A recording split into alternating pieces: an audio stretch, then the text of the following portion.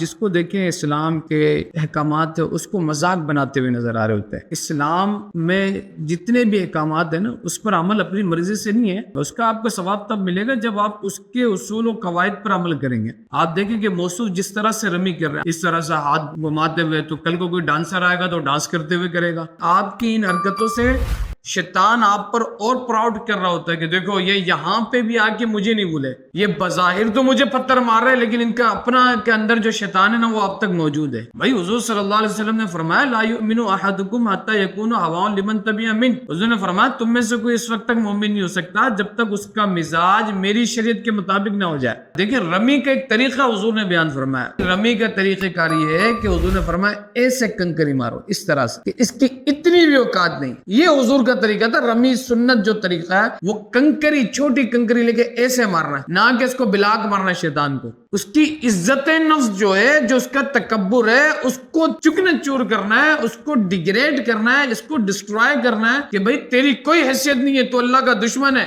یہ دیکھ اس طرح سے۔ اور یہ بات یاد رکھیں کہ آپ مسلمان ہیں تو آپ کو سب سے پہلے یہ دیکھنا کہ میرے اخلاق میں، میرے کردار میں ادب کتنا اچھا لگتا ہے۔ اور عبادت کا مقصد ہی یہی ہے، حضور نے فرمایا کہ تم اللہ کی عبادت ایسے کرو کہ گویا کہ تم رب کو دیکھ رہے ہو۔ اگر اتنا نہیں ہے تو کم از کم اس درجے پہ تو آؤ کہ رب تمہیں دیکھ رہا ہے۔